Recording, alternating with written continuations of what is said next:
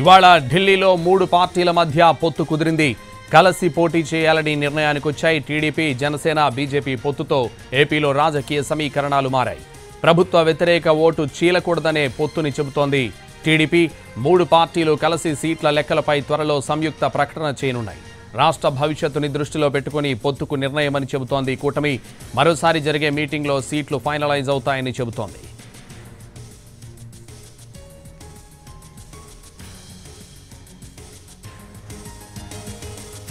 మరోవైపు పార్టీ ముఖ్య నేతలతో టీడీపీ అధినేత చంద్రబాబు టెలికాన్ఫరెన్స్ నిర్వహించారు. అమిత్ షాతో జరిపిన చర్చల సారాంశాన్ని నేతలకు వివరించారు. రాష్ట్ర ప్రయోజనాలను దృష్టిలో పెట్టుకునే బీజేపీతో పొత్తులన్నారు చంద్రబాబు. పొత్తు ఆవశ్యకతను ప్రజలకు వివరించే బాధ్యతను పార్టీ ముఖ్య నేతలకు అప్పగించారు. రాష్ట్రానికి మేలు జరిగేలా బీజేపీ కొన్ని కీలక ప్రకటనలు చేసే అవకాశం ఉందన్నారు.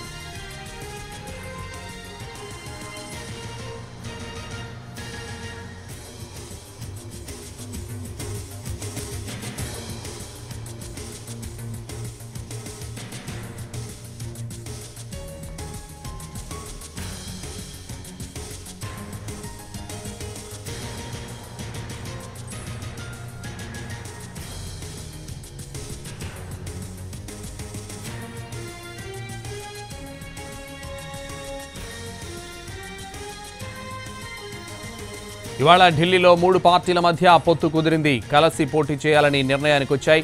టీడీపీ, జనసేన, బీజేపీ పొత్తుతో ఏపీలో రాజకీయ సమీకరణాలు మారాయి. ప్రభుత్వ వ్యతిరేక ఓటును చీలకూడదనే పొత్తని చెబుతోంది టీడీపీ. 3 పార్టీలు కలిసి సీట్ల లెక్కలపై త్వరలో సంయుక్త ప్రకటన చేయనున్నాయి.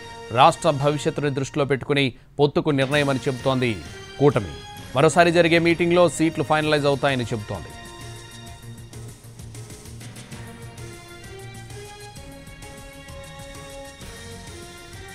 మరోవైపు పార్టీ ముఖ్య నేతలతో టీడీపీ అధినేత చంద్రబాబు టెలికాన్ఫరెన్స్ నిర్వహించారు. అమిత్ షాతో జరిపిన చర్చల సారాంశాన్ని నేతలకు వివరించారు. రాష్ట్ర ప్రయోజనాలను దృష్టిలో పెట్టుకునే బీజేపీతో పొత్తులన్నారు చంద్రబాబు. పొత్తు ఆవశ్యకతను ప్రజలకు వివరించే బాధ్యతను పార్టీ ముఖ్య నేతలకు అప్పగించారు. రాష్ట్రానికి మేలు జరిగేలా బీజేపీ కొన్ని కీలక ప్రకటనలు చేసే అవకాశం ఉందన్నారు చంద్రబాబు. ఇదే విషయానికి సంబంధించి మరింత సమాచారం మా ప్రతినిధి పిఎంఆర్ చంద్రశేఖర్ అందిస్తారు. చంద్రశేఖర్.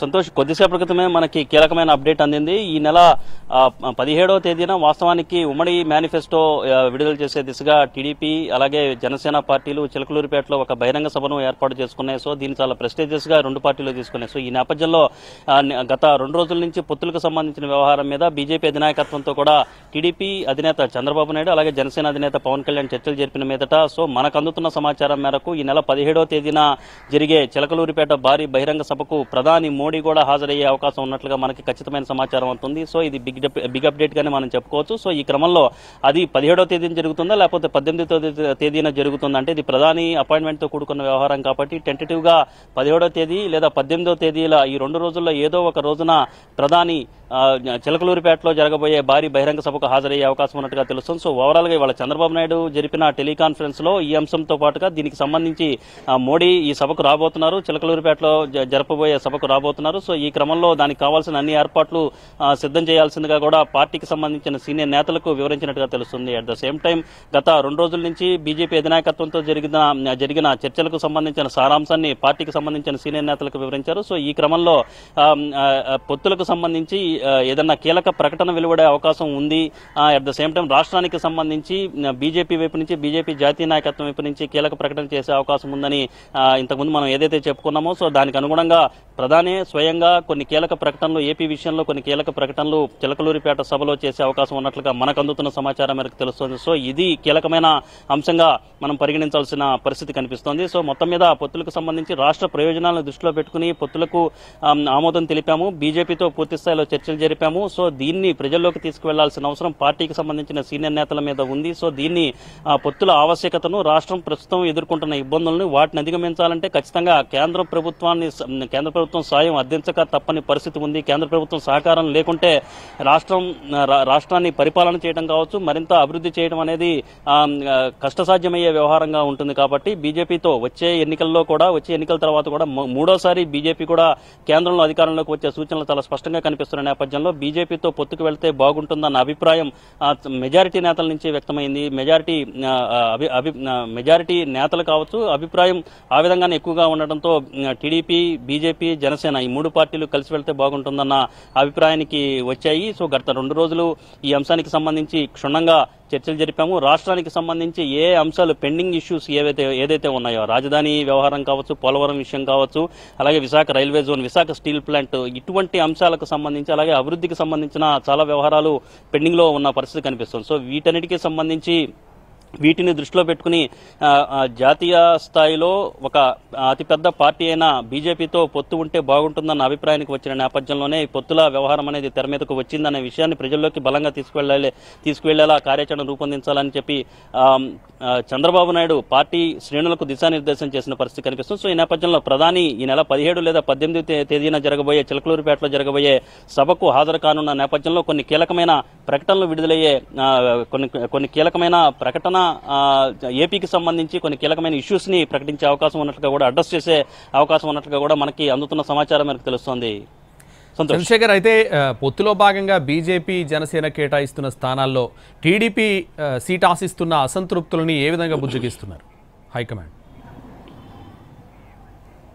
అంటే దీనికి సంబంధించి కూడా టీడీపీ అధినాయకత్వం గత కొన్ని రోజులుగా బుజ్జగింపు కార్యక్రమాన్ని చేపడుతున్న పరిస్థితి కనిపిస్తుంది. ఇవాళ టీడీపీ ముఖ్య నేతలతో చంద్రబాబు నాయుడు నిర్వహించిన టెలికాన్ఫరెన్స్ లో కూడా ఇదే అంశాన్ని ప్రస్తావించినట్లుగా మనకు అందుతున్న సమాచారం మేరకు తెలుస్తోంది. ప్రధానంగా పొత్తులు అనేవి రాష్ట్ర ప్రయోజనాలను దృష్టిలో పెట్టుకుని చేపడుతున్న పరిస్థితి ఉంది. దీనివల్ల ఎవరైతే పార్టీకి సంబంధించిన కొంతమంది ఆశావహులు, పార్టీ కోసం పనిచేసిన వాళ్ళు, కొన్ని నియోజకవర్గాల్లో ఎవరైతే ఉన్నారో ఆశావహులు, వాళ్ళు కొంత త్యాగాలు చేయక తప్పని పరిస్థితి కనిపిస్తుంది. ఓవరాల్ గా 175 నియోజకవర్గాలకు గాను 30 అసెంబ్లీ సెగ్మెంట్లను అటు బీజేపీ, జనసేన పార్టీలకు కేటాయించారు. 6 అసెంబ్లీ స్థానాలను బీజేపీకి కేటాయించారు. 24 అసెంబ్లీ స్థానాలను జనసేన కేటాయించిన పరిస్థితి ఉంది. అలాగే అవుట్ ఆఫ్ 25 లోక్సభ సెగ్మెంట్స్ లో 8 స్థానాలను కేటాయించిన పరిస్థితి. 6 బీజేపీకి, 2 జనసేన కేటాయించి పోటీ చేయబోతున్న పరిస్థితుల్లో ఈ 38 ఇక్కడ ఆశావహులు ఎవరైతే ఉన్నారో వాళ్ళు కొంత నిరాశ చెందకుండా పార్టీకి పూర్తి స్థాయిలో సహకరించాలి.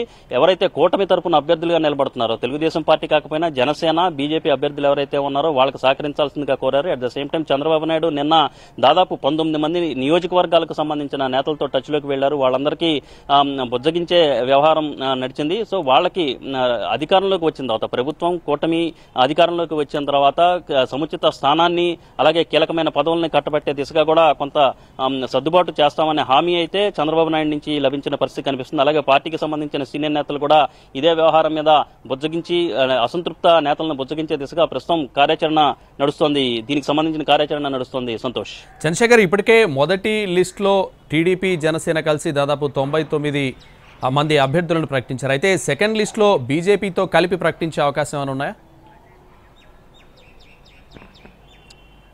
అభ్యర్థులకు సంబంధించి ఇంకా ఒక కొలిక్కి రావాల్సిన పరిస్థితులు కనిపిస్తున్నాయి. సంతోష్, ప్రధానంగా మీరు చెప్పినట్లుగానే 99 స్థానాలకు సంబంధించి జనసేన అలాగే టీడీపీ ఈ రెండు పార్టీలు ఈ రెండు పార్టీలు కలిపి అభ్యర్థుల్ని ప్రకటించాయి 99 స్థానాలకు. అసెంబ్లీ ఎంపీ సెగ్మెంట్ల విషయానికి వచ్చేసరికి ఈ రెండు పార్టీలు కూడా ఎటువంటి ప్రకటన చేయని పరిస్థితి కనిపిస్తుంది. అయితే ఇక్కడ బీజేపీ ఏపీలో ఏ స్థానాల్లో పోటీ చేస్తుందన్న అంశానికి సంబంధించి క్షేత్రస్థాయిలో అంటే రాష్ట్ర నాయకత్వానికే బీజేపీ అధినాయకత్వం కూడా వదిలేసినట్టుగా మనకు అందుతున్న సమాచారం మేరకు తెలుస్తుంది. సో కొంత చూచాయి ప్రిపరేషన్ అనేది లేకపోతే కొంత ఇన్ఫర్మేషన్ అనేది రాష్ట్ర నాయకత్వం బీజేపీ హైకమాండ్ కి చేరవేసిన పరిస్థితి ఉన్నప్పటికీ ఇక్కడ ఎవరెవరిని రంగంలోకి దింపాలి, ఏ నియోజకవర్గాల నుంచి ఎవరెవరిని రంగంలోకి దింపాలన్న అంశానికి సంబంధించి కసరత్తు ఇదంతా కూడా రాష్ట్ర నాయకత్వం చేస్తే బాగుంటుందన్న సూచనలు బీజేపీకి సంబంధించిన జాతీయ నాయకత్వం నుంచి వచ్చినట్టుగా తెలుస్తుంది. సో మనకు అందుతున్న సమాచారం మేరకు అభ్యర్థుల ప్రకటన అనేది మూడు పార్టీలు కలిసి చేసే అవకాశం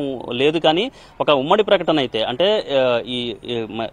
ఏదైతే ఎన్డీఏలో చేరికకు సంబంధించి టీడీపీ ఎన్డీఏలో చేరికకు సంబంధించి కావచ్చు, కలిసి పోటీ చేస్తామన్న అంశం కావచ్చు, లేకపోతే ఉమ్మడి సభలు బీజేపీకి సంబంధించిన నేతలు, టీడీపీకి సంబంధించిన నేతలు, అలాగే జనసేనకు సంబంధించిన నేతలు క్షేత్రస్థాయి నుంచి మొదలుకొని రాష్ట్ర స్థాయి వరకు కూడా ఎవరైతే నేతలు ఆ పార్టీలకు సంబంధించిన కూటమి పార్టీలకు సంబంధించిన లీడర్లు ఎవరైతే ఉంటారో వాళ్ళందరూ ఒక తాటి మీదకు వచ్చి ప్రచారం చేసే అవకాశం కనిపిస్తుంది. సో అభ్యర్థుల జాబితా విడుదలకు సంబంధించి మూడు పార్టీలు కలిసి చేస్తాయా లేదన్న అంశాన్ని అన్న వ్యవహారం మీద మాత్రం ఇంకా క్లారిటీ రావాల్సిన పరిస్థితి ఉంది.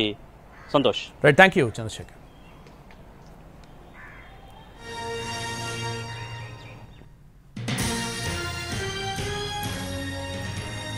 ఇవాళ ఢిల్లీలో 3 పార్టీల మధ్య పొత్తు కుదిరింది. కలిసి పోటీ చేయాలని నిర్ణయానికి వచ్చాయి. టీడీపీ, జనసేన, బీజేపీ పొత్తుతో ఏపీలో రాజకీయ సమీకరణాలు మారాయి. ప్రభుత్వ వ్యతిరేక ఓటు చీలకూడదనే పొత్తని చెబుతోంది టీడీపీ. 3 పార్టీలు కలిసి సీట్ల లెక్కలపై త్వరలో సంయుక్త ప్రకటన చేయనున్నాయి. రాష్ట్ర భవిష్యత్తుని దృష్టిలో పెట్టుకుని పొత్తుకు నిర్ణయమని చెబుతోంది కూటమి. మరోసారి జరిగే మీటింగ్లో సీట్లు ఫైనలైజ్ అవుతాయని చెబుతోంది. మరోవైపు పార్టీ ముఖ్య నేతలతో టీడీపీ అధినేత చంద్రబాబు టెలికాన్ఫరెన్స్ నిర్వహించారు. అమిత్ షాతో జరిపిన చర్చల సారాంశాన్ని నేతలకు వివరించారు. రాష్ట్ర ప్రయోజనాలను దృష్టిలో పెట్టుకునే బీజేపీతో పొత్తులన్నారు చంద్రబాబు. పొత్తు ఆవశ్యకతను ప్రజలకు వివరించే బాధ్యతను పార్టీ ముఖ్య నేతలకు అప్పగించారు. రాష్ట్రానికి మేలు జరిగేలా బీజేపీ కొన్ని కీలక ప్రకటనలు చేసే అవకాశం ఉందన్నారు.